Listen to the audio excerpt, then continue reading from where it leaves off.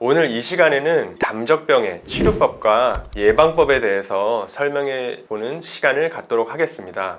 담적병은 위장이 굳어진 병이기 때문에 굳어진 위장을 부드럽게 만들어주는 것이 치료 목표가 되겠습니다. 굳어진 조직을 부드럽게 만드는 것이 사실 굉장히 쉬운 일이 아니기 때문에 다양한 치료 방법을 통해 효과적으로 담적을 치료하도록 합니다.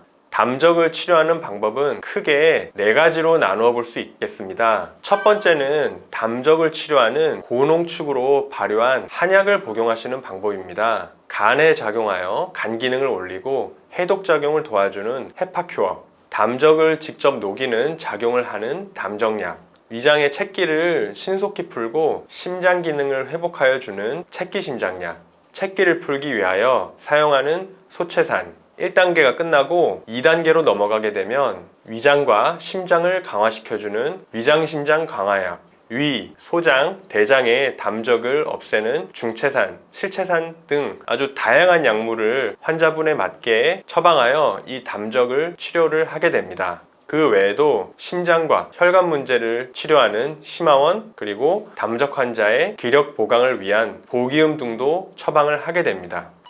두 번째는 담적에 직접적인 치료적 자극을 가하는 자극치료입니다. 이런 다양한 약물로 담적을 치료하게 되면 치료 효과는 있지만 그 치료 기간이 길어지게 되고 치료 효율이 다소 떨어지게 되는 문제가 있기 때문에 담적이 심한 분들은 담적 치료를 위해 특수하게 개발된 여러 가지의 기기를 이용하여 굳어진 위장간 심부 조직에 온열 자극, 진동 자극, 전기 자극 등을 전달하는 치료들을 하게 됩니다. 이 과정에서 위장간 심부 조직의 혈액순환이 원활해지고 세포의 투과성과 흡수성이 증가하게 되는데, 그렇게 하여 위장간 심부 조직에 오랫동안 굳어지고 덩어리진 담적 조직이 치료되게 됩니다.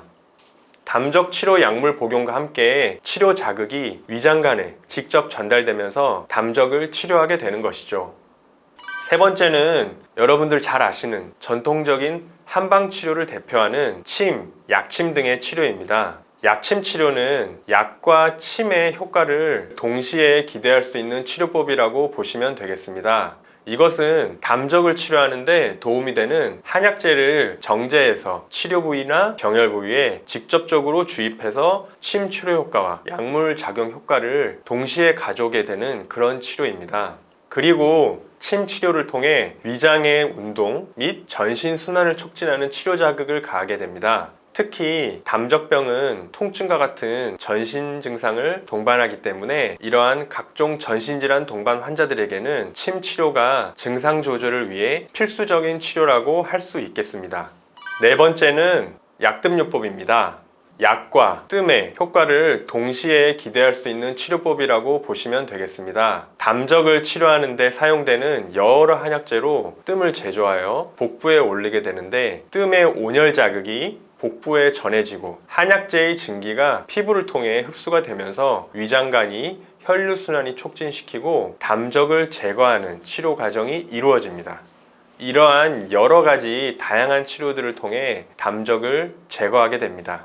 그럼 담적을 예방하는 방법은 어떤 것들이 있을까요? 예상하시겠지만 식습관이 가장 중요합니다. 올바른 식습관은 40번 이상 꼭꼭 씹으시고 된 밥이 아닌 소화 잘 되는 진밥을 드시며 양질의 식재료로 적정량의 식사를 하시는 것이 상당히 중요합니다. 어떠한 음식이 좋은지에 대한 내용은 제가 예전에 음식에 대한 여러 영상들을 올려드렸으니 참고하시면 되겠습니다. 그리고 이 스트레스는 담적을 악화시키는 원인이 될 수 있습니다. 스트레스 받지 않고 편안한 심적 마음 상태를 유지하는 것이 중요합니다. 그리고 당연한 얘기지만 충분한 휴식과 숙면, 적절한 운동이 신체를 건강하게 유지하고 담적을 예방하는 데 상당히 중요하다고 볼 수 있겠습니다.